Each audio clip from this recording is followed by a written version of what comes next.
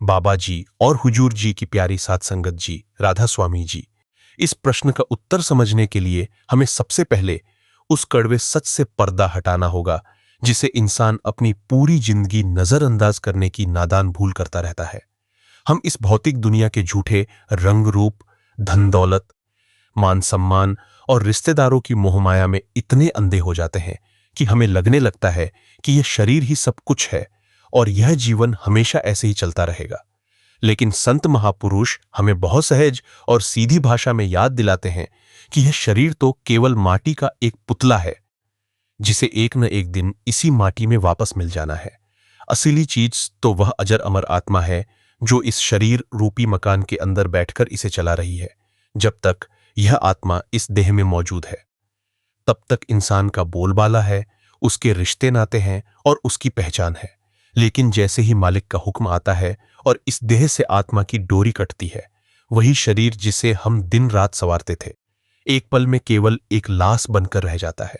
साध संगत जी, मौत का नाम सुनते ही आम इंसान के रोंगटे खड़े हो जाते हैं क्योंकि उसने कभी देह से परे की दुनिया के बारे में सोचा ही नहीं होता। एक साधारण सांसारिक जीव के लिए मौत बहुत ही भयावह और कष्टदायी होती है। जब अंतिम घड़ी आती है तो शरीर के एक एक अंग से प्राण खींचने लगते हैं, आंखों की रोशनी धुंधली होने लगती है, जबान लड़खड़ाने लगती है और कानों से बाहर की आवाजें आनी बंद हो जाती हैं। जिन्होंने अपनी पूरी जिंदगी केवल सांसारिक इच्छाओं, पाप कर्मों, वासनाओं और धन के लालच में गंवा दी होती है, उन्हें उस अंतिम पल में भयानक यमदूत दिखाई देने लगते हैं। वे यमदूत इतने डरावने होते हैं कि जीव उन्हें देखकर तड़प उठता है। उसके गले से घुरघुर की आवाज निकलने लगती है और वह चाहकर भी अपनी व्यथा किसी को बता नहीं पाता। उस समय उसके रिश्तेदार, जिसके लिए उसने पूरी जिंदगी छल कपट किया था, केवल उसके आसपास खड़े होकर लाचार आंखों से देखते रह जाते हैं।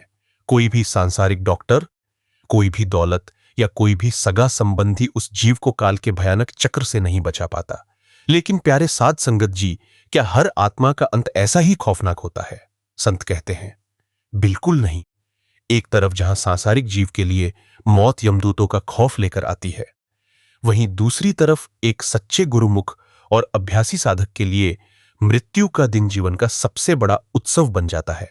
जिसने अपने जीवन काल में दयाल सद्गुरु की शरण लेकर नाम सिमरन की कमाई की होती है, उसके लिए मौत कोई भयावह अंत नहीं, बल्कि अपने परमपिता से मिलने की पावन शुरुआत होती है। जब एक प्रेमी साधक का इस दुनिया से विदाई का समय आता है तो यमदूत तो दूर की बात है, काल की शक्तियां भी उसके पास फटकने की हिम्मत नहीं कर सकती। उस समय साक्षात दयाल सद्गुरु अपने अति सुंदर, दिव्य और नूरी स्वरूप में प्रकट होकर अपने उस प्यारे बच्चे का हाथ थाम लेते हैं। सद्गुरु का वह नूरी चेहरा देखते ही साधक के अंतर का सारा भय, सारा शारीरिक कष्ट और सांसारिक मोह एक पल में हवा हो जाता है। सद्गुरु बड़े ही प्यार से अपनी उस प्यारी रूह को इस हाड़ मांस के पिंजरे से छुड़ाकर अंतर के दिव्य सफर पर ले जाते हैं। यह अंतर का सफर क्या है और आत्मा देह छोड़ने के बाद सचखंड तक कैसे पहुंचती है, इसे संत महापुरुषों ने बहुत ही सुंदर और सरल ढंग से समझाया है। हमारे इस शरीर के भीतर दो मुख्य केंद्र हैं। एक है शरीर का निचला हिस्सा जो 9 द्वारों से जुड़ा है, और दूसरा है मस्तक के बीच में स्थित अज्ञा चक्र यानी तीसरा तिल। सामान्य अवस्था में इंसान की चेतनता और सुरत इन्हीं 9 द्वारों आंख, कान, नाक, मुंह आदि के जरिए बाहर की दुनिया में फैली रहती है। जब कोई अभ्यासी सुबह 3 बजे अमृत वेला के पावन समय में उठता है तो वह वास्तव में अपनी सुरत को इन 9 द्वारों से समेटकर तीसरे तिल पर लाने का अभ्यास कर रहा होता है। अमृतवेला का 3 बजे का समय सद्गुरु की मेहर का खजाना लुटाने का समय होता है। उस बेला में जब पूरा संसार गहरी नींद में सोया होता है, वातावरण एकदम शांत और पवित्र होता है। उस समय जब आप अपने बिस्तर का मोह त्याग कर ठंडे पानी से मुंह हाथ धोकर अपने आसन पर बैठते हैं और 5 पावन नामों की लड़ी में खो जाते हैं, तो आपकी हाजिरी सीधे सद्गुरु के दिव्य दरबार में दर्ज होती है। सिमरन का अर्थ ही यही है कि हम अपने मन को बाहर की चिंताओं से मोड़कर परमात्मा की याद में स्थिर कर दें। जब आप रोज नियम से सिमरन में बैठते हैं तो धीरे धीरे शरीर के निचले हिस्सों से चेतनता का खिंचाव ऊपर मस्तक की ओर होने लगता है। पैर, टांगें और धड़ शांत होने लगते हैं और सूरत तीसरे तिल पर टिकने लगती है। मौत के समय ठीक यही प्रक्रिया घटित होती है। लेकिन एक गुरुमुख साधक के लिए यह प्रक्रिया डरावनी नहीं होती, क्योंकि उसने जीते जी सिमरन के अभ्यास के जरिए अपनी सूरत को तीसरे तिल पर समेटने की कला सीख ली होती है।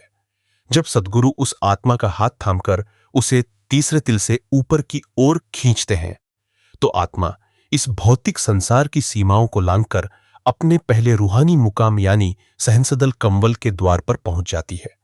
सहनसदल कंवल अंतर का वह पहला अलौकिक मंडल है, जहां 1000 पंखुड़ियों वाला एक बहुत ही विशाल और प्रकाशमान कमल का फूल जगमगा रहा होता है।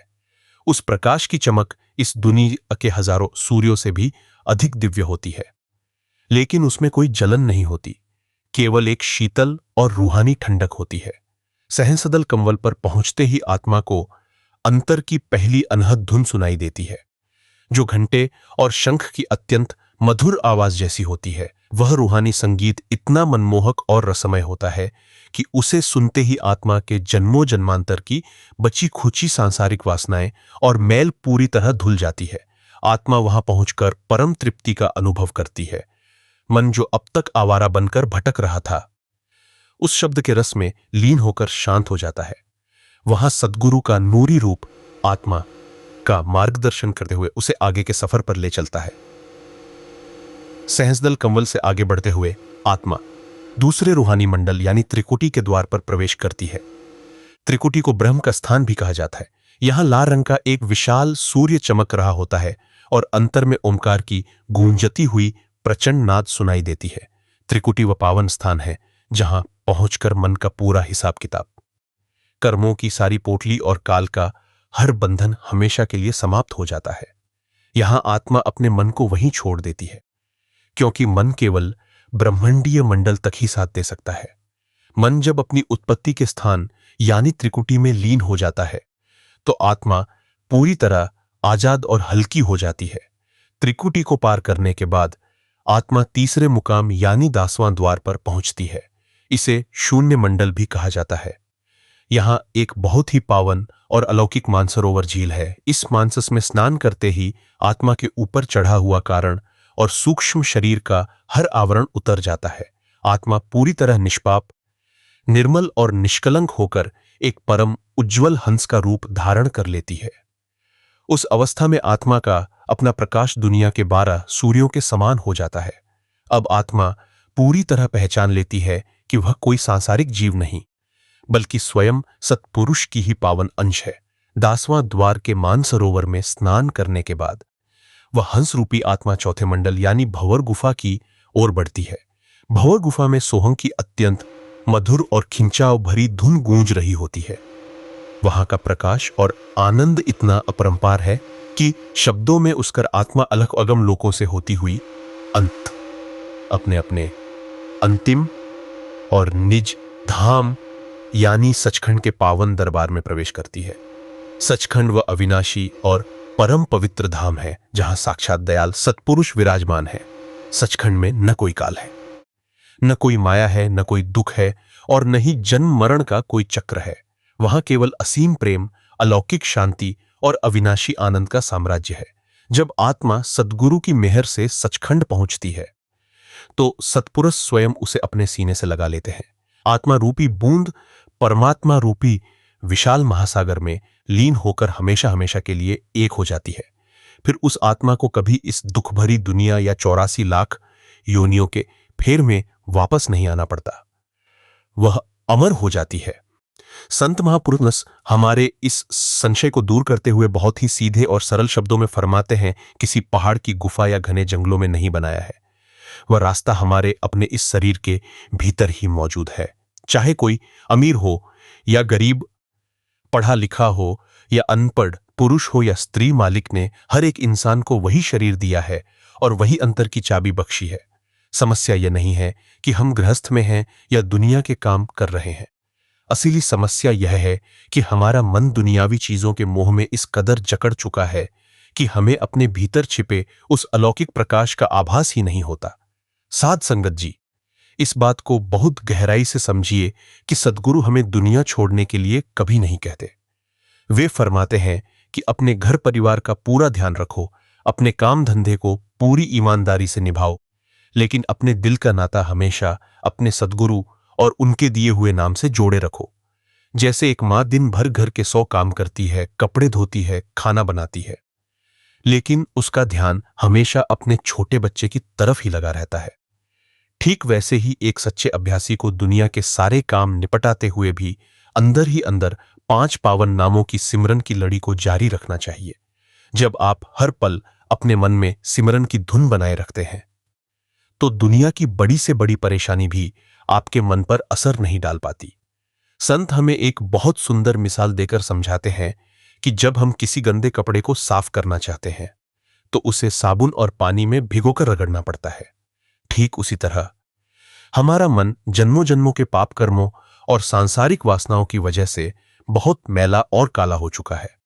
नाम सिमरन ही वह रूहानी साबुन है जो इस मन की हर मैल को काटता है और आत्मा को उसकी असली निर्मल अवस्था में वापस लाता है।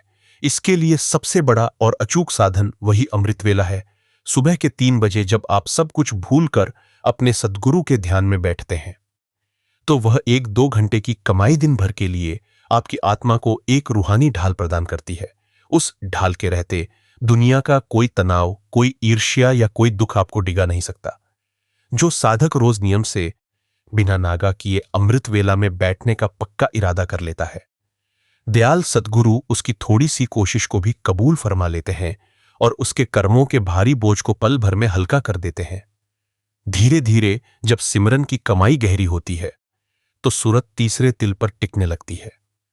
फिर जीव को यह प्रत्यक्ष एहसास होने लगता है कि सद्गुरु केवल बाहर ही मार्गदर्शन नहीं कर रहे, बल्कि वे तो हर घड़ी, हर पल हमारे अंतर में विराजमान रहकर हमारी रक्षा कर रहे हैं। जब अंतर में शब्द की अनहद धुन गूंजने लगती है, तो संसारी विषय भोग अपने आप बेरस होकर छूटने लगते हैं। इंसान को समझ आ जाता है कि जिसके पास नाम का अविनाशी धन है, उसे से दुनिया के किसी झूठे धन या सुख की लालसा नहीं रह जाती।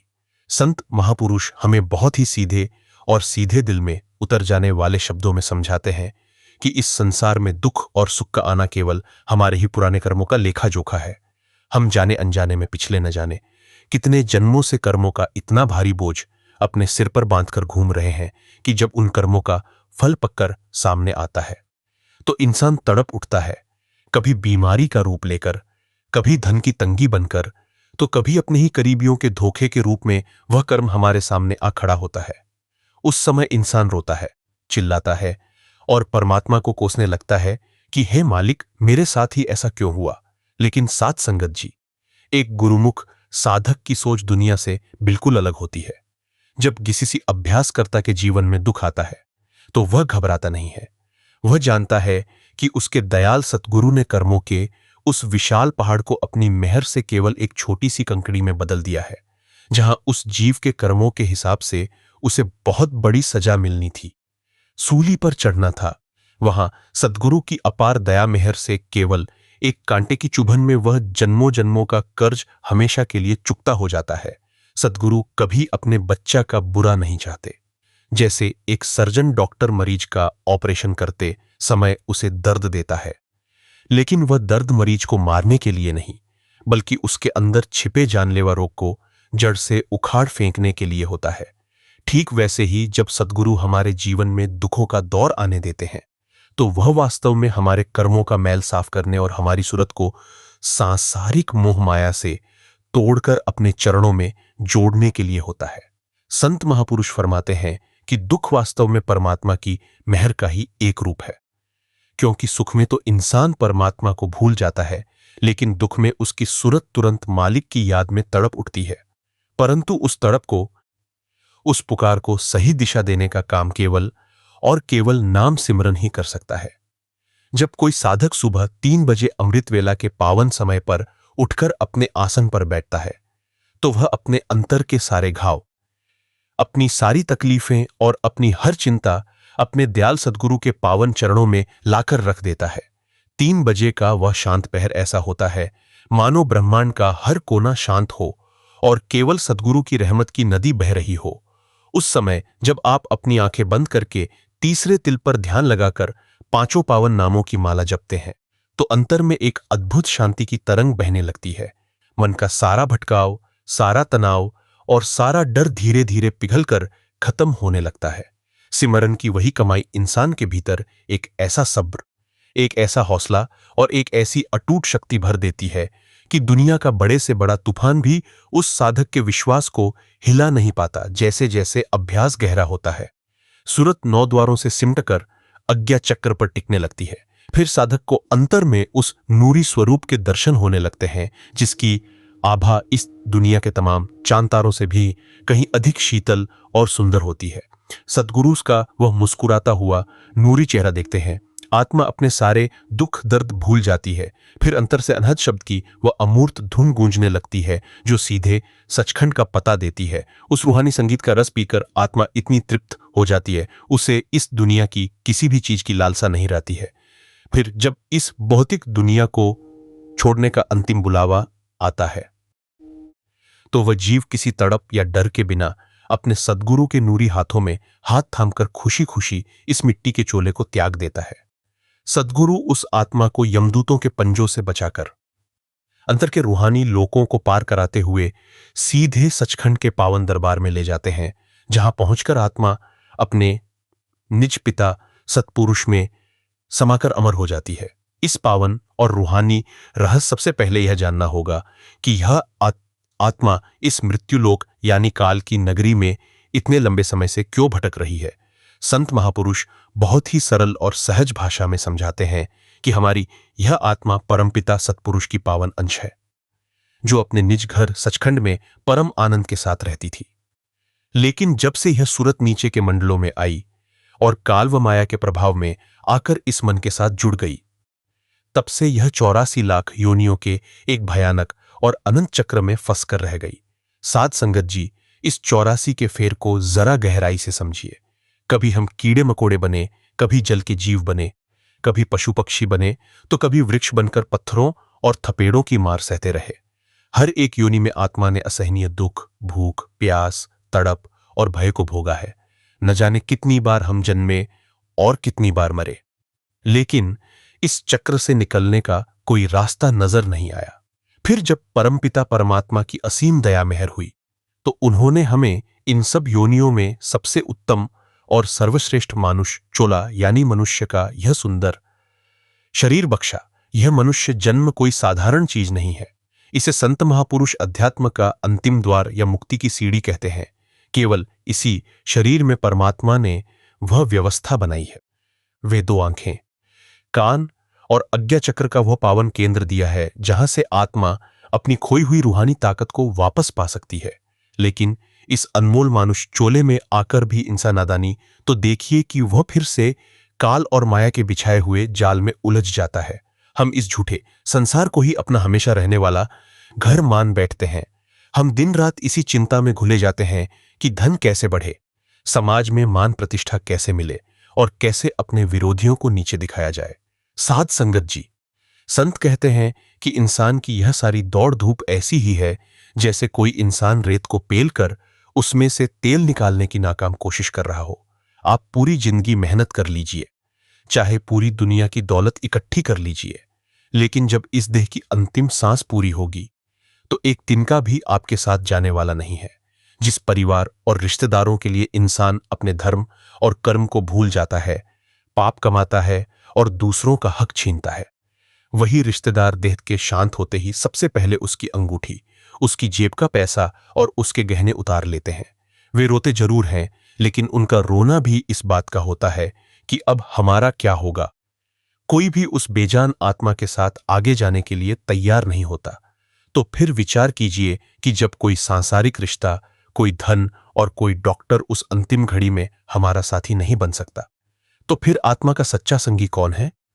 संत महापुरुष पुकार पुकार कर कहते हैं कि इस लोक में और परलोक में केवल दयाल सद्गुरु और उनके द्वारा बख्शा गया नाम ही आत्मा का सच्चा और अविनाशी संगी है। जब एक जीव अपने पूर्व जन्मों के किसी ये शुभ संस्कार के जागने पर समर्थ सद्गुरु की शरण में पहुंचता है, तो सद्गुरु उसके माथे पर दया की दृष्टि डालते हैं। सद्गुरु उस जीव को नामदान की दात देकर उसे सीधे उस मालिक की डोरी यानी अनहद शब्द से जोड़ देते हैं। नाम का अर्थ कोई बाहर का अक्षर या बोला जाने वाला शब्द नहीं है। नाम तो वह अमूर्त रूहानी शक्ति और शब्द धुन है जो सीधे सचखंड से आ रही है और हर इंसान के मस्तक के भीतर गूंज रही है। परंतु उस शब्द धुन का रस पाने लिए जीव को नाम सिमरन की कमाई करनी पड़ती है। संत फरमाते हैं कि अमृत वेला का 3 बजे का समय सद्गुरु की विशेष दया का समय होता है। उस पावन बेला में जब पूरी दुनिया मोहमाया और नींद के आगोश में अचेत पड़ी होती है, तब एक गुरुमुख अभ्यास करता अपने आलस्य को त्याग कर ठंडे पानी से स्नान करके या मुंह हाथ धोकर अपने आसन पर बैठता है। अमृत वेला में बैठना वास्तव में सद्गुरु के साथ एक व्यक्तिगत मुलाकात की तरह है। उस समय जब आप अपनी आंखें बंद करते हैं, दुनिया के सारे झंझटों और वचचा को बाहर छोड़ देते हैं और अपने ध्यान को दोनों आंखों के मध्य अज्ञा चक्र यानी तीसरे तिल पर टिकाकर 5 पावन नामों की लड़ी पिरोते हैं, तो सद्गुरु की गुप्त दया आपकी सूरत को खींचना शुरू कर देती है। शुरुआत में अभ्यासकर्ता को लगता है कि मन बहुत उपद्रव कर रहा है। जैसे ही आप सिमरन करने बैठेंगे, मन आपको पुरानी बातें याद दिलाएगा। शरीर में कभी पीठ दर्द, कभी घुटनों का दर्द, तो कभी सिर का भारीपन लाकर खड़ा कर देगा। मन कहेगा कि थोड़ी देर लेट जाओ, बाद में सिमरन कर लेना। लेकिन संत कहते हैं कि यही काल की सबसे बड़ी चाल होती है। काल कभी नहीं चाहता कि कोई आत्मा इस भौतिक पिंजरे से छूटकर सद्गुरु के चरणों में पहुंचे। इसीलिए वह मन के जरिए 100 तरह के विघ्न पैदा करता है। एक सच्चे साधक को मन की इन चालबाजियों से घबराना नहीं चाहिए। महापुरुष फरमाते हैं कि अभ्यासकर्ता का काम केवल बैठना और सच्चे दिल से कोशिश करना है। जब मन बाहर भागे तो उसे डांटने के बजाय प्यार से मोड़कर फिर से सिमरन में लगा दीजिए। 100 बार मन भटके तो 100 बार उसे वापस तीसरे तिल पर खींच कर लाइए। जब सद्गुरु देखते हैं कि मेरा यह बच्चा मन के थपेड़ों के बावजूद हार नहीं मान रहा है और रोज नियम से 3 बजे अपने आसन पर हाजिरी दे रहा है, तो सद्गुरु की रहमत का दरिया उमड़ पड़ता है। वे अपनी एक ही दया दृष्टि से मन की सारी चंचलता को भस्म कर देते हैं। जैसे जैसे सिमरन पक्का होता है, 9 द्वारों, 2 आंखें, 2 कान, 2 नथुने, मुंह और 2 निचले द्वार में बिखरी हुई चेतनता सिमटने लगती है। टांगों और हाथों से प्राण शक्ति खींचकर ऊपर मस्तक की ओर बढ़ने लगती है। जब सूरत तीसरे तिल पर आकर एकाग्र हो जाती है, तो अंतर का अंधेरा पल भर में गायब हो जाता है। वहां साधक को एक अलौकिक, शीतल और अत्यंत सुंदर प्रकाश दिखाई देने लगता है। उसी प्रकाश के बीच साक्षात दयाल सद्गुरु का नूरी और दिव्य स्वरूप प्रकट होता है। सद्गुरु का वह स्वरूप इतना मनमोहक होता है कि उसे देखते ही साधक का मन पूरी तरह मुग्ध हो जाता है। संसार की तमाम सुंदरताओं का आकर्षण उस नूरी चेहरे के सामने फीका पड़ जाता है। फिर उसी केंद्र पर आत्मा को अंतर की पहली मधुर आवाज जैसी होती है, जो घंटे और शंख की अति मधुर आवाज जैसी होती है। वह रूहानी संगते ही आत्मा के अंदर का काम, क्रोध, लोभ, मोह और अहंकार का सारा जहर हमेशा के लिए खत्म हो जाता है। मन जो अब तक विषैले भोगों के पीछे भाग रहा था, वह नाम के इस अमृत रस को पीकर पूरी तरह शांत और वश में हो जाता है। फिर सद्गुरु उस आत्मा का हाथ थामकर उसे आगे के रूहानी सफर पर ले चलते हैं। सबसे पहले आत्मा सहस्दल कंवल के 1000 पंखुड़ियों वाले दिव्य कमल और घंटे शंख के नाद का आनंद लेती है, जहां से आत्मा के सूक्ष्म पाप धुल जाते हैं। इसके बाद आत्मा द्वितीय मंडल त्रिकुटी में प्रवेश करती है, जहां लाल रंग के विशाल सूर्य की आभा फैली होती है और ओमकार का प्रचंड गर्जन नाद सुनाई देता है। त्रिकुटी में पहुंचकर मन अपने निजमूल ब्रह्म में समा जाता है और आत्मा अपने मन की संगति से हमेशा हमेशा के लिए आजाद हो जाती है। मन का साथ छूटने के बाद आत्मा तीसरे मुकाम 10वां द्वार पर पहुंचती है। यहां स्थित अलौकिक मानसरोवर में स्नान करते ही आत्मा के ऊपर चढ़ा हुआ हर तरह का आवरण और कर्मों का छिलका उतर जाता है। आत्मा एक परम पवित्र, निष्पाप और दिव्य हंस का रूप धारण कर लेती है। उस अवस्था में आत्मा का अपना प्रकाश इस भौतिक दुनिया के 12 सूर्यों से भी अधिक तेजस्वी हो जाता है। तत्पश्चात वह हंस रूपी आत्मा भंवर गुफा की सोहंग धुन को सुनती हुई अलख और अगम लोकों के पार पहुंचकर सीधे सचखंड के पावन दरबार में प्रवेश करती है। सचखंड वह अविनाशी धाम है जहां साक्षात दयाल सत्पुरुष का अखंड साम्राज्य है। वहां न कोई जन्म है, न कोई मरण, न कोई काल का चक्र और न ही दुखों का कोई नामो निशान। वहां पहुंचकर आत्मा अपने परम पिता सत्पुरुष के चरणों में समाकर हमेशा के लिए एक हो जाती है और परम आनंद को प्राप्त करती है। इस रूहानी रहस्य को बहुत ही गहराई और सादगी के साथ अपने हृदय में उतारने की आवश्यकता है। संत महापुरुष फरमाते हैं कि इंसान की सबसे बड़ी भूल यही है कि वह अपनी बुद्धि, अपनी चतुराई और अपने कर्तापन के घमंड में जीता है। हम सोचते हैं कि यह काम मैंने किया, यह घर मैंने बनाया, परिवार का पालन पोषण मैं कर रहा हूं या मेरी वजह से सब कुछ चल रहा है। इंसान का यही मैं और मेरा का भाव वह सबसे भारी जंजीर है जो आत्मा के पैरों में पड़ी हुई है और इसे इस भौतिक जगत के दुखों से बाहर निकलने नहीं देती। साध संगत जी, जरा शांत चित्त होकर विचार कीजिए कि इस ब्रह्मांड के विशाल फैलाव में हमारी क्या हैसियत है।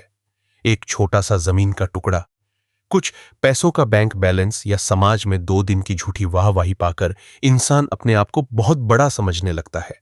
लेकिन जब प्रकृति की जरा सी हवा चलती है, कोई महामारी आती है या कोई आकस्मिक आपदा खड़ी होती है, तो इंसान का सारा घमंड और उसकी सारी चतुराई एक पल में धरी की धरी रह जाती है। चलाने वाला तो वह कुल मालिक है जो एक एक सांस का हिसाब रख रहा है। हम तो केवल उसकी बनाई इस दुनिया की रंगमंच पर अपना अपना अभिनय करने आए पात्र मात्र हैं। जब तक जीव के भीतर यह अहंकार रहता है कि मैं भक्ति कर रहा हूं या मैं सिमरन में बैठ रहा हूं, तब तक उसका मन अंतर के रूहानी मंडलों में प्रवेश नहीं कर पाता। संत कहते हैं कि परमात्मा का घर अत्यंत संकरा है। वहां केवल वही प्रवेश कर सकता है जो पूरी तरह से शून्य हो चुका हो, जिसने अपना सब कुछ अपने समर्थ सद्गुरु के पावन चरणों में न्योछावर कर दिया हो। एक सच्चे गुरुमुख साधक की यही पहचान होती है कि वह अपने हर कर्म का श्रेय अपने दयाल सद्गुरु को देता है।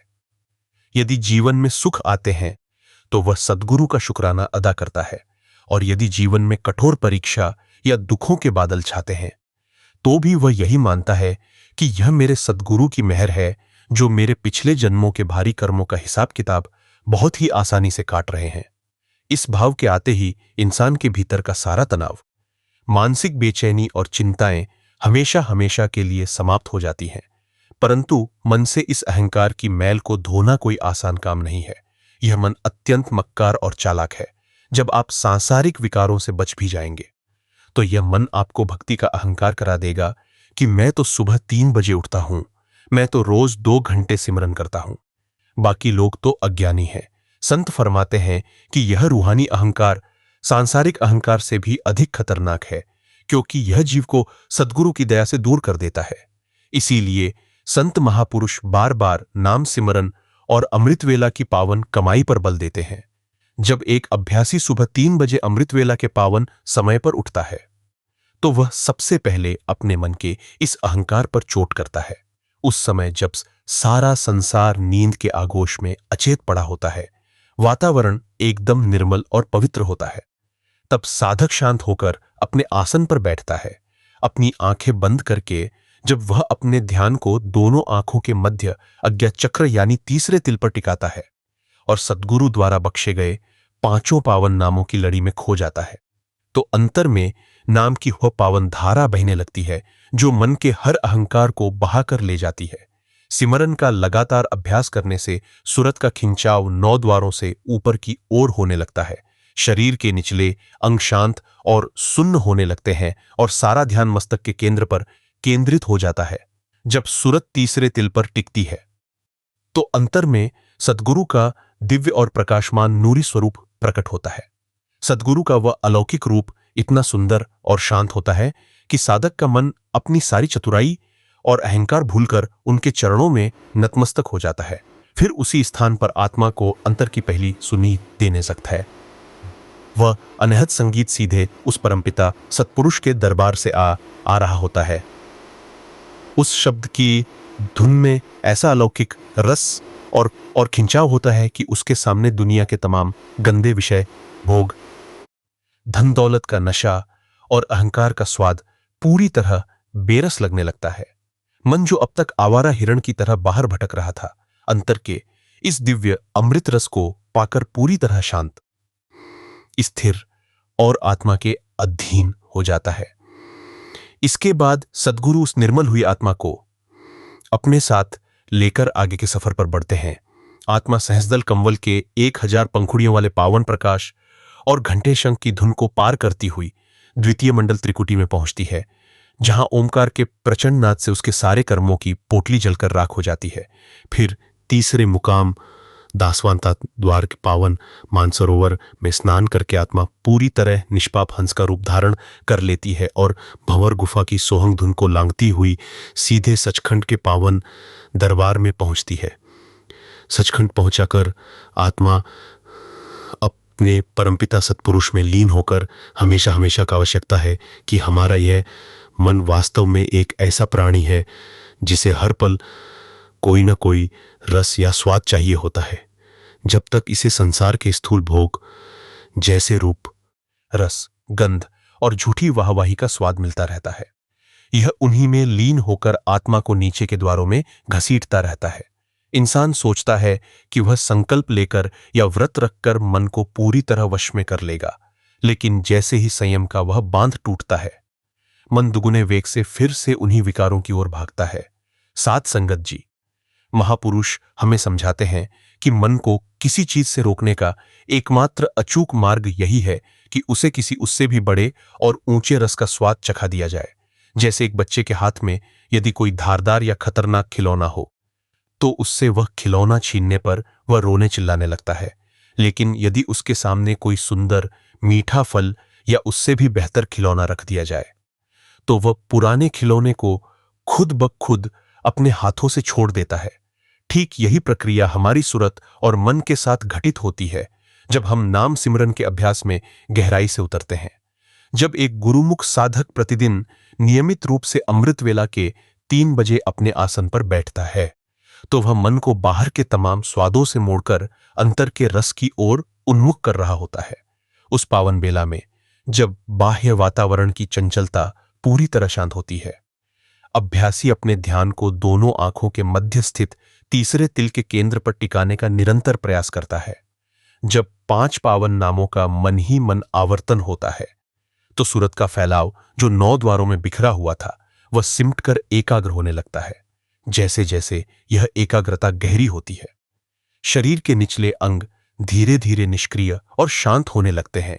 प्राणों की शक्ति मस्तक के केंद्र में इकट्ठा होने लगती है और साधक को अंतर में उस अनहद शब्द की धुन सुनाई देने लगती है जो अनादिकाल से बिना किसी आघात के निरंतर गूंज रही है। वह शब्द धुन इतनी पावन, शीतल और रसमय होती है कि उसके सामने संसार का बड़े से बड़ा विषय भोग भी पूरी तरह फीका और नीरस लगने लगता है। जब मन को अंतर के उस दिव्य अनहद नाद का रस मिलने लगता है तो उसकी युगों युगों की तृष्णा और भटकाव एक पल में समाप्त हो जाते हैं। जो मन अब तक आत्मा का सबसे बड़ा बैरी बनकर उसे काल के चक्र में फंसाए हुए था, वही मन अब आत्मा का सच्चा सहयोगी बनकर उसे ऊपर के रूहानी मंडलों की ओर ले जाने में सहायक बन जाता है। फिर सद्गुरु का नूरी स्वरूप उस साधक के अंतर में प्रकट होकर उसे अंतर के सफर पर आगे ले चलता है।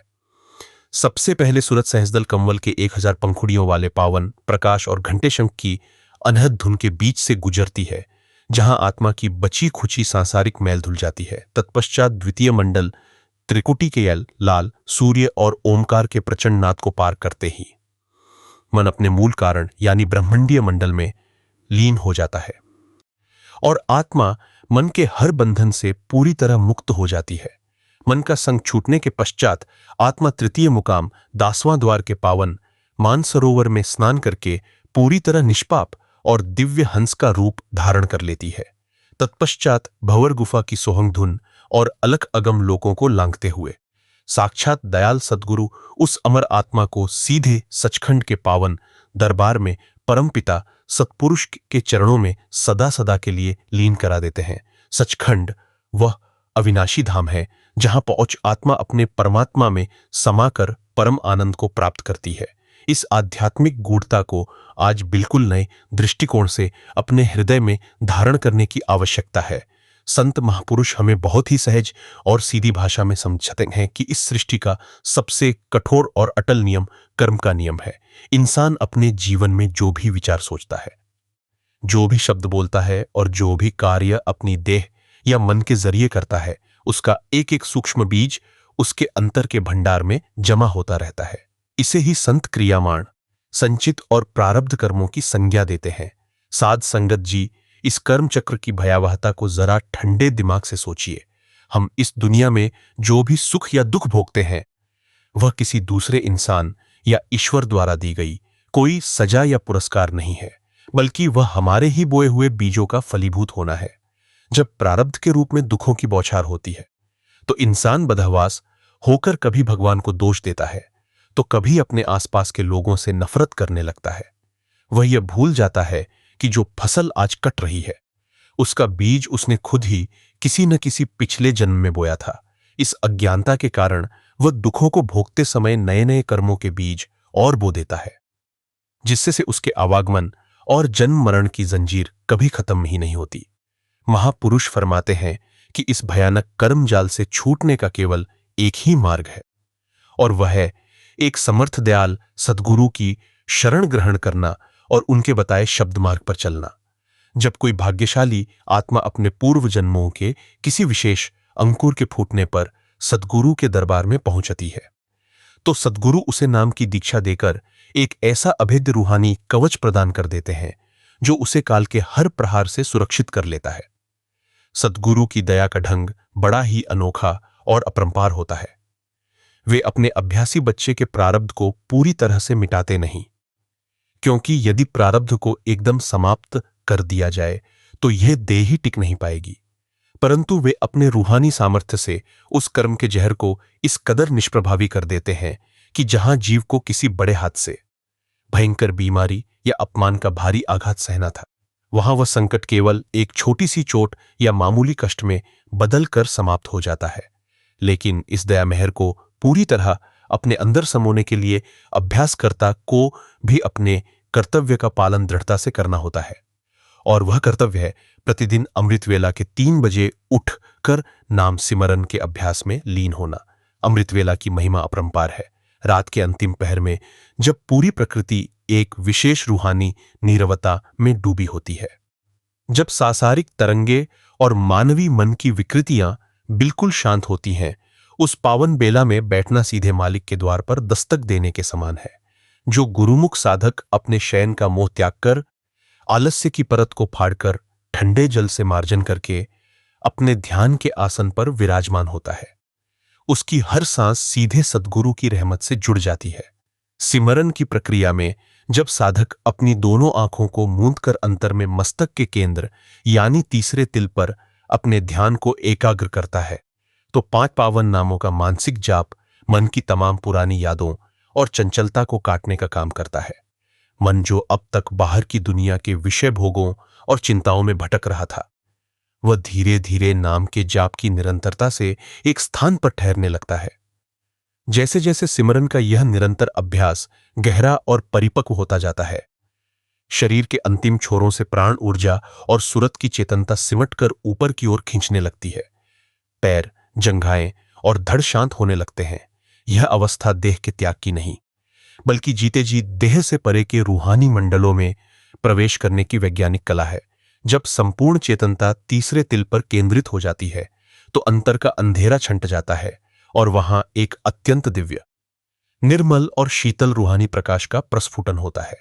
उसी प्रकाश के केंद्र में साक्षात दयाल सद्गुरु अपने दिव्य, अति सुंदर नूरी रूप में प्रकट होते हैं। सद्गुरु का वह नूरी स्वरूप इतना विमोहक और शांत करने वाला होता है कि साधक का मन अपनी युगों युगों की चंचलता, वासना और वासनात्मक आकर्षणों को भूलकर पूरी तरह उनके पावन चरणों में समर्पित हो जाता है। तदनंतर उसी पावन केंद्र पर आत्मा को अनहद शब्द की वह अमर धुन सुनाई देने लगती है, जो अनवरत सचखंड के महासागर से प्रवाहित हो रही है। वह रूहानी शब्द धुन इतनी मिठास, आनंद और आकर्षण से परिपूर्ण होती है कि उसके सम्मुख इस संसार के सारे दृश्य, सारे संगीत और सारे भौतिक सुख पूरी तरह फीके और तुच्छ प्रतीत होने लगते हैं। मन जो अब तक आत्मा का सबसे बड़ा शोषक बना हुआ था, उस अंतर के रूहानी रस का पान करके सदा सदा के लिए आत्मा का आज्ञाकारी सेवक बन जाता है। इसके पश्चात समर्थ सद्गुरु निर्मल हुई सूरत का हाथ उसे अंतर की रूहानी यात्रा पर आगे बढ़ाते हैं। प्रथम मंडल सहस्दल कंबल के एक सहस्र पंखुड़ियों वाले पावन कमल और घंटे शंख की गूंजती हुई अनहद धुन के मध्य से गुजरते हुए आत्मा अपने सूक्ष्म बंधनों से मुक्त होती है। तदुपरांत द्वितीय मंडल त्रिकुटी के अरुण वर्ण सूर्य और ओमकार के प्रचंड गर्जनात्मक नाद में प्रवेश कर आत्मा अपने मन को उसके मूल कारण स्थान ब्रह्म में ही विलीन कर देती है। मन का आवरण हटने के बाद आत्मा तृतीय मंडल दासोद्वार के पावन मानसरोवर में गोता लगाती है, जहां स्नान करते ही उसके ऊपर चढ़ी हुई संचित कर्मों की अंतिम मैल भी पूरी तरह धुल जाती है। आत्मा एक परम निर्मल, निष्पाप और असीम रूप से प्रकाशमान दिव्य हंस का रूप ले लेती है। इसके पश्चात वह हंस रूपी सुरत भंवर गुफा की सोहंग धुन तथा अलक और अगम लोकों की सीमांत चेतना को पार करते हुए अंततः अपने निज धाम सचखंड में प्रवेश करती है। सचखंड वह सर्वोपरि और अविनाशी धाम है, जहां साक्षात दयाल सत्पुरुष का अखंड साम्राज्य है। वहां न कोई समय की सीमा है, न काल का भय है और न ही कर्मों का कोई बंधन। वहां पहुंचकर आत्मा अपने परमपिता सत्पुरुष के पावन चरणों में लीन होकर सदैव के लिए एक हो जाती है और परम मुक्ति को प्राप्त करती है। इस पावन और गूढ़ सत्य को अपने हृदय में बहुत ही सहजता से बिठाने की जरूरत है। इंसान की पूरी जिंदगी बाहर भटकने में ही बीत जाती है। हम सोचते हैं कि बाहर के स्थानों की यात्रा कर लेने से, बाहर के पानी में स्नान कर लेने से या बाहरी अनुष्ठान कर लेने से हमारी आत्मा पवित्र हो जाएगी। लेकिन संत बहुत प्यार से हमें आईना दिखाते हैं कि जब तक मन अंदर से मैला है, जब तक अंतर की सूरत बाहर के 9 द्वारों में फैली हुई है, तब तक बाहरी किसी भी क्रिया से आत्मा को सच्चा परम आनंद और शांति नहीं मिल सकती। यह मानव देह वास्तव में एक चलता फिरता मंदिर है। जैसे किसी बहुत बड़े महल में गुप्त रास्ते और गुप्त खजाने छिपे होते हैं, ठीक वैसे ही इस देह रूपी महल के अंदर मालिक ने सचखंड तक जाने का पूरा नक्शा और पूरा रास्ता तय कर रखा है।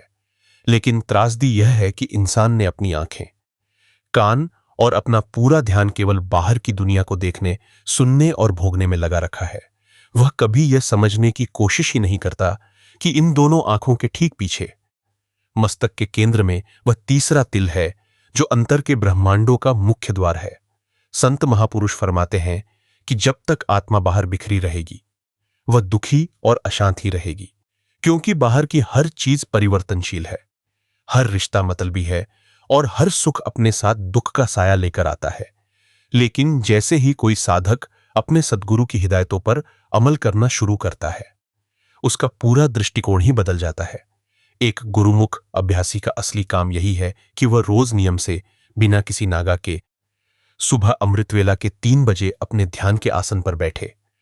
अमृतवेला केवल एक समय नहीं है, यह सतगुरु की रहमत की वह खिड़की है जो रोज उसी पहर पर पूरी दुनिया के जीवों के लिए खुलती है, उस पावन बेला में जब पूरी कायनात गहरी नींद में सोई होती है।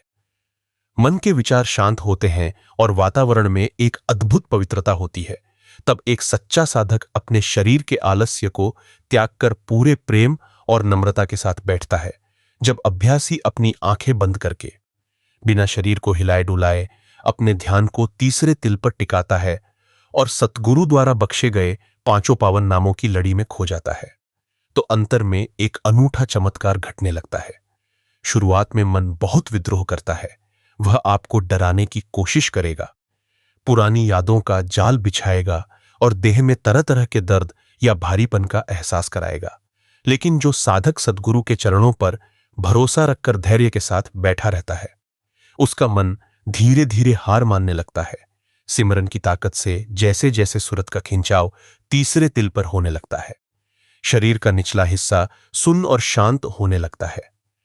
पैरों और हाथों से प्राण शक्ति सिमटकर मस्तक के केंद्र में इकट्ठा होने लगती है। जब यह एकाग्रता पूरी हो जाती है, तो अंतर का सारा अंधकार मिट जाता है। साधक को अपने मस्तक के भीतर एक अति शीतल, अलौकिक और दिव्य रूहानी रोशनी के दर्शन होते हैं। उसी पावन प्रकाश के बीच साक्षात दयाल सद्गुरु अपने दिव्य, अति सुंदर और शांत नूरी स्वरूप में प्रकट हो जाते हैं। सद्गुरु का वह नूरी चेहरा इतना विमोहक और रसमय होता है कि साधक का मन अपनी युगों युगों की चंचलता और संसार के सारे विषय भोगों को एक पल में भूल जाता है। मन जो अब तक आवारा बना हुआ था, वह सद्गुरु के नूरी स्वरूप के चरणों में नतमस्तक हो जाता है। फिर उसी स्थान पर आत्मा को अनहद शब्द की वह अमर धुन सुनाई देने लगती है, जो बिना किसी वाद्यंत्र के अनादिकाल से गूंज रही है। वह रूहानी संगीत इतना मधुर और मनभावन होता है कि उसे सुनते ही आत्मा के अंदर का सारा मैल, सारे पाप और सारे कर्मों के बोझ पल भर में जलकर राख हो जाते हैं। आत्मा उस शब्द रस को पीकर इतनी तृप्त और बलिष्ठ हो जाती है कि उसे इस भौतिक जगत का कोई भी आकर्षण अपनी ओर नहीं खींच पाता। इसके बाद समर्थ सतगुरु उस निर्मल हुई को अपने साथ लेकर आगे के रूहानी सफर पर बढ़ते हैं। सूरत प्रथम मंडल सहस्दल कमल के 1000 पंखुड़ियों वाले दिव्य कमल और घंटे शंख की पावन धुन को लांघती है। तत्पश्चात द्वितीय मंडल त्रिकुटी के लाल सूर्य और ओमकार के प्रचंड नाद में प्रवेश करके मन अपने मूल कारण यानी ब्रह्म में समा जाता है और आत्मा मन के हर बंधन से हमेशा हमेशा के लिए आजाद हो जाती है। मन का संग छूटते ही आत्मा तृतीय मुकाम दासवां द्वार के पावन मानसरोवर में गोता लगाती है, जहां स्नान करते ही उसके ऊपर चढ़ा हर सूक्ष्म आवरण उतर जाता है। आत्मा एक असीम रूप से प्रकाशमान दिव्य हंस का रूप धारण कर लेती है। इसके बाद वह हंस रूपी सूरत भंवर गुफा की सोहंग धुन और अलख अगम लोकों को पार करती हुई सीधे अपने निज धाम सचखंड में प्रवेश करती है। सचखंड वह अविनाशी मुकाम है। सचखंड वह अविनाशी मुकाम है जहां साक्षात दयाल सत्पुरुष का अखंड साम्राज्य है। वहां पहुंचकर आत्मा अपने परमपिते लीन होकर सदैव के लिए परम आनंद और अमरता को प्राप्त करती है। इस आध्यात्मिक तथ्य को आज बिल्कुल नए भाव के साथ अपने अंतर में बहुत प्यार से समझाते हैं कि जब तक महापुरुष हमें बहुत प्यार से समझातुओं और सांसारिक संबंधों में सुख तलाशने की कोशिश करता रहेगा, तब तक इसे केवल निराशा और दुख ही हाथ लगेगा। इस संसार की हर वस्तु परिवर्तनशील है। यहां का हर सुख क्षणभंगुर है और हर संबंध समय के साथ बदलने वाला है। लेकिन जीव अपनी अज्ञानता के कारण इसी नश्वर संसार में अपना पक्का ठिकाना खोजने की भूल करता रहता है। इंसान अपनी पूरी जिंदगी इस चिंता में गंवा देता है कि आने वाला कल कैसा होगा, धन संपत्ति कैसे सुरक्षित रहेगी और परिवार के लोग हमेशा उसके अनुकूल बने रहेंगे या नहीं। लेकिन इस निरंतर चलती हुई चिंता के कारण उसके भीतर का आत्मिक संतुलन पूरी तरह बिगड़ जाता है। वह यह भूल जाता है कि इस पूरे ब्रह्मांड का संचालन वह मालिक अपनी अपार दया से कर रहा है और जिस परमपिता ने हमें यह मनुष्य जन्म बख्शा है, उसने हमारे भोजन, हमारी सांसों और हमारी हर आवश्यकता का प्रबंध हमारे जन्म लेने से पहले ही कर रखा है। जब कोई जीव अपने भाग्य के बल से समर्थ सद्गुरु की शरण में आता है और उनके पावन वचनों को अपने हृदय में धारण करता है, तो उसके भीतर का यह भ्रम पूरी तरह समाप्त हो जाता है। सद्गुरु जीव को समझाते हैं कि अपनी चिंताओं की गठरी अपने सिर पर ढोने की बजाय उसे अपने सद्गुरु के पावन चरणों में सौंप दो। एक सच्चा साधक अपने हर कर्म को निष्काम भाव से करता है और उसका परिणाम पूरी तरह अपने सद्गुरु की रजा पर छोड़ देता है। जब इंसान के भीतर यह समर्पण का भाव आ जाता है, तो संसार का बड़े से बड़ा तूफान भी उसकी आत्मिक शांति को डिगा नहीं पाता। परंतु इस समर्पण भाव को अपने भीतर परिपक्व करने के लिए प्रतिदिन नाम सिमरन का अभ्यास करना अत्यंत अनिवार्य है। महापुरुष फरमा अमृतवेला का समय रूहानी तरक्की के लिए सबसे अनमोल और पावन होता है।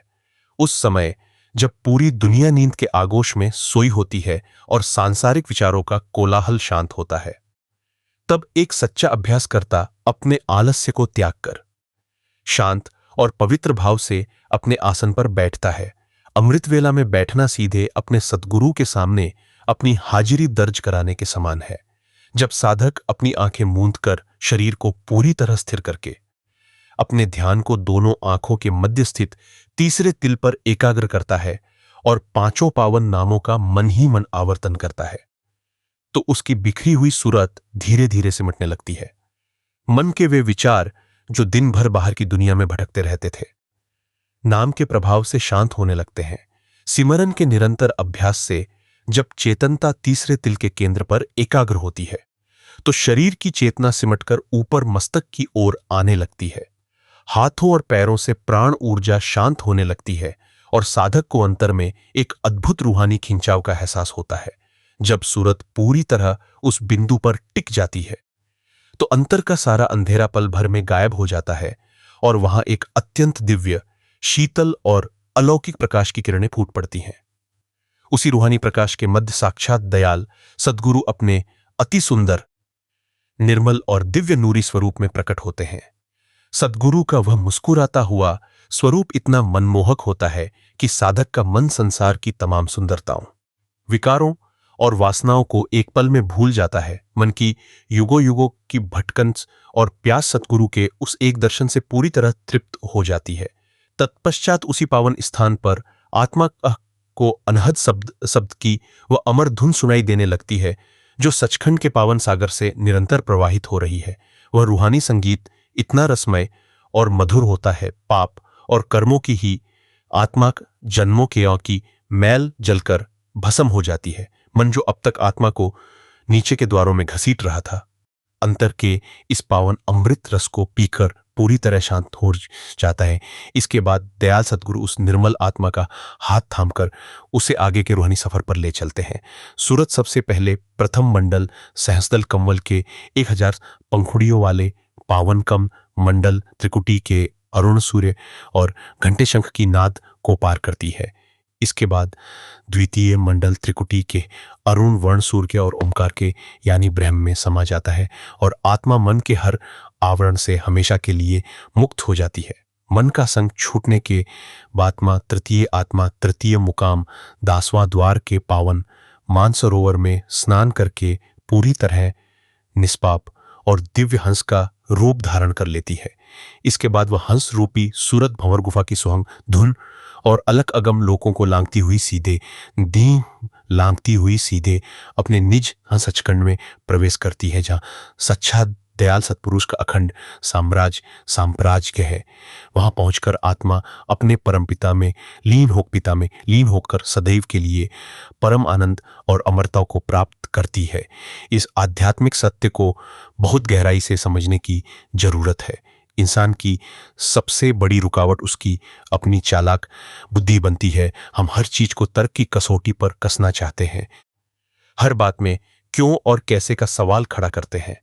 लेकिन संत महापुरुष हमें समझाते हैं कि जिस प्रकार इस छोटी सी बुद्धि से हम विशाल आकाश की सीमाओं को नहीं माप सकते, ठीक उसी प्रकार इस भौतिक मन और बुद्धि से उस असीम सर्वव्यापी परमपिता सत्पुरुष के भेद को नहीं समझा जा सकता। सांसारिक विद्या इंसान को धन कमाना, समाज में नाम बनाना और तर्क वितर्क करना तो सिखा सकती है, लेकिन वह आत्मा को शांत करने और काल के भय से मुक्त करने में पूरी तरह असमर्थ है। जब तक इंसान किताबों और शास्त्रों के पन्नों में ईश्वर को ढूंढता है, उसे केवल सिद्धांतों का ज्ञान होता है, रूहानी अनुभव का नहीं। संत कहते हैं कि एक प्यासे इंसान को पानी शब्द की परिभाषा रटाने से उसकी प्यास नहीं बुझती। उसकी प्यास तो केवल वास्तविक जल की एक एक बूंद पीने से ही शांत होगी। ठीक वैसे ही आत्मा की तृप्ति केवल नाम के रसरूप का पान करने से होती है। जब कोई जीव सद्गुरु के सत्संग में आता है तो उनके पावन वचन उसकी बुद्धि के तमाम भ्रमों और संशयों की परतों को एक एक करके छील देते हैं। सद्गुरु समझाते हैं कि भक्ति का मार्ग तर्कों का मार्ग नहीं, बल्कि पूर्ण समर्पण और अंतर के प्रत्यक्ष अनुभव का मार्ग है। इस रूहानी अनुभव को पाने के लिए अभ्यासकर्ता को प्रतिदिन प्रातःकाल अमृत वेला के 3 बजे अपने आसन पर बैठना होता है। अमृत वेला वह पावन घड़ी है जब सृष्टि का कोलाहल शांत होता है और मालिक की दया का द्वार खुला होता है। उस समय आलस्य को त्याग कर जब साधक अपनी दोनों आंखें मूंदकर अंतर में तीसरे तिल पर ध्यान जमाता है और 5 पावन नामों की माला का ध्यानपूर्वक जाप करता है, तो मन की सांसारिक चंचलता धीरे धीरे थमने लगती है। जैसे जैसे सिमरन पक्का होता है, शरीर के निचले हिस्सों से चेतनता सिमटकर मस्तक के केंद्र में आने लगती है। जब ध्यान पूरी तरह तीसरे तिल पर टिक जाता है तो अंतर का सारा अंधेरा दूर होता है और वहां एक अलौकिक शीतल नूरी प्रकाश प्रकट होता है। उसी प्रकाश में साक्षात दयाल सद्गुरु का अति सुंदर नूरी स्वरूप दिखाई देता है। जिसके दर्शन मात्र से मन के सारे जन्मों जन्मों के विकार भस्म हो जाते हैं। फिर उसी स्थान पर अनहद शब्द की पावन धुन गूंजने लगती है। सद्गुरु आत्मा का हाथ थामकर उसे सहस्रदल कंवल के दिव्य प्रकाश, त्रिकुटी के ओंकार नाद और दासवा द्वार के पावन मानसरोवर से गुजारते हुए भंवर गुफा के पार सीधे सचखंड में ले जाते हैं। वहां पहुंचकर आत्मा अपने निज पित सत्पुरुष में समाकर सदा सदा के लिए अमर हो जाती है। इस आध्यात्मिक गूढ़ता को आज एक बिल्कुल नए और पावन भाव के साथ अपने हृदय की गहराइयों में उतारने की आवश्यकता है। संत महापुरुष बहुत ही सरल और सीधे शब्दों में हमें समझाते हैं कि इंसान अपनी पूरी जिंदगी केवल बाहर के हालातों को बदलने में लगा देता है। हम सोचते हैं कि अगर थोड़ा सा धन और आ जाए, अगर मेरी बीमारी दूर हो जाए, अगर मेरे बच्चे मेरी बात मानने लगें या समाज में मेरा थोड़ा और नाम हो जाए तो मुझे सच्ची शांति मिल जाएगी। लेकिन साध संगत जी, जरा मुड़कर अपने अतीत को देखिए। क्या आज तक बाहर की परिस्थितियां किसी इंसान के मन मुताबिक पूरी तरह बदल सकी हैं? जब एक इच्छा पूरी होती है तो उसके पीछे 10 नई इच्छाएं जन्म ले लेती हैं। एक मुसीबत टलती है तो दूसरी समस्या मुंह बाए सामने आ खड़ी होती है। इंसान जिंदगी भर समस्याओं से लड़ते लड़ते थक जाता है, उसका शरीर बूढ़ा हो जाता है, चेहरे पर झुर्रियां पड़ जाती हैं, लेकिन मन की तृष्णा और भटकाव कभी शांत नहीं होता। संत हमें आईना दिखाते हैं कि बीमारी बाहर के हालातों में नहीं, बल्कि हमारी अंदरूनी दृष्टि में है। हमने अपने ध्यान रूपी कैमरे का रुख बाहर की इस नश्वर दुनिया की ओर कर रखा है, जहां हर चीज हर पल बदल रही है। जिस दिन हम अपने सद्गुरु की पावन सीख मानकर इस ध्यान को बाहर से समेटकर अंतर की ओर मोड़ लेंगे, उसी दिन हमें अपने ही भीतर वह अचल शांति और सच्चा आनंद मिल जाएगा जिसे काल और माया का कोई भी तूफान हिला नहीं सकता। एक गुरुमुख साधक कभी बाहर की परिस्थितियों को बदलने की जिद नहीं करता। वह जानता है कि जो सुख या दुख उसके जीवन में आ रहा है वह उसके अपने ही बोए हुए कर्मों का फल है। इसीलिए वह हर परिस्थिति में, चाहे खुशी हो या गम, अपने दयाल सद्गुरु का शुक्राना अदा करता है। वह मानता है कि हे मालिक, जो तेरी रजा है वही मेरे लिए सबसे उत्तम है। जब इंसान के भीतर यह भाना मानने का भाव आ जाता है तो दुख का बड़े से बड़ा पहाड़ भी उसके सामने रुई के फाहे की तरह हल्का हो जाता है। परंतु मन के भीतर यह रजा और सब्र का भाव केवल बातें करने से नहीं आता। इसके लिए रोज नाम सिमरन की भट्टी में तपना पड़ता है। संत महापुरुष फरमाते हैं कि प्रातःकाल अमृत वेला का 3 बजे का समय परमात्मा की विशेष दया मेहर का समय होता है। उस पावन बेला में जब पूरी कायनात में सन्नाटा होता है, जब बाह्य वातावरण का कोलाहल और सांसारिक विकारों की तरंगे पूरी तरह शांत होती हैं, तब एक सच्चा साधक अपने आलस्य को त्याग कर अपने आसन को संभालता है। अमृत वेला में बैठना सीधे अपने सद्गुरु के पावन दरबार में अपनी हाजिरी दर्ज कराना है। जब साधक अपनी दोनों आंखें मूंद कर शरीर को बिल्कुल स्थिर करके अपने ध्यान को दोनों आंखों के मध्य स्थित तीसरे तिल पर एकाग्र करता है और 5 पावन नामों का मन ही मन आवर्तन शुरू करता है, तो अंतर का नक्शा ही बदलने लगता है। मन जो दिन भर बाहर के विषय भोगों में भटक रहा था, नाम के उस महामंत्र की निरंतरता से सिमटने और शांत होने लगता है। जैसे जैसे सिमरन का अभ्यास पक्का होता है, 9 द्वारों में फैली हुई चेतनता सिमटकर ऊपर मस्तक के केंद्र की ओर बढ़ने लगती है। पैरों और हाथों से प्राण शक्ति शांत होने लगती है और साधक को अंतर में एक अद्भुत रूहानी खिंचाव का एहसास होता है। जब सूरत पूरी तरह तीसरे तिल पर टिक जाती है तो मस्तक के भीतर का सारा अंधेरा दूर हो जाता है और वहां एक अलौकिक शीतल और दिव्य रूहानी प्रकाश की किरणें प्रस्फुटित हो उठती हैं। उसी रूहानी प्रकाश के मध्य साक्षात दयाल सद्गुरु अपने अति सुंदर, दिव्य और शांत नूरी स्वरूप में स्वयं प्रकट होते हैं। सद्गुरु का वह नूरी स्वरूप इतना विमोहक और रसमय होता है कि उसे देखते ही साधक का मन अपनी युगों युगों की चंचलता, वासना और सांसारिक विकारों को एक पल में भूल जाता है। मन की अनंत काल की भटकन और प्यास सद्गुरु के उस एक पावन दर्शन से पूरी तरह तृप्त हो जाती है। फिर उसी स्थान पर आत्मा को अनहद शब्द की वह अमर धुन सुनाई देने लगती है, जो अनादिकाल से बिना किसी अद्यंतर के गूंज रही है। वह रूनी संगीत इतना मनभावन होता है कि उसके सामने दुनिया के तमाम सुख, संगीत और आकर्षण पूरी तरह फीके लगने लगते हैं। मन जो अब तक आत्मा का सबसे बड़ा बैरी बना हुआ था, अंतर के इस दिव्य अमृत रस को पीकर सदा सदा के लिए शांत और सूरत का सहयोगी बन जाता है। इसके बाद समर्थ सद्गुरु उस निर्मल हुई आत्मा का हाथ थामकर उसे आगे के रूहानी सफर पर ले चलते हैं। सूरत सबसे पहले प्रथम मंडल सहंसदल कमल कमल और घंटे शंख की नाद को पार करती है। इसके बाद द्वितीय मंडल त्रिकुटी के अरुण वर्ण सूर्य और ओमकार के प्रचंड नाद में प्रवेश करके मन अपने मूल कारण यानी ब्रह्म में समा जाता है और आत्मा मन के हर आवरण से हमेशा हमेशा के लिए मुक्त हो जाती है। अलमक संग छूटना के बाद आत्मा 10वां द्वार के पावन मानसरोवर में गोता लगाती है, जहां स्नान करते ही उसके ऊपर चढ़ी हुई संचित कर्मों की अंतिम मैल भी पूरी तरह धुल जाती है। आत्मा एक परम निर्मल, निष्पाप और असीम रूप से प्रकाशमान दिव्य हंस का रूप धारण कर लेती है। तदुपरांत वह हंस रूपी सुरत भंवर गुफा की सोहंग धुन तथा अलख और अगम लोकों को लांघती हुई सीधे अपने निज धाम सचखंड में प्रवेश करती है। सचखंड वह सर्वोपरि और अविनाशी धाम है, जहां साक्षात दयाल सत्पुरुष का अखंड साम्राज्य है।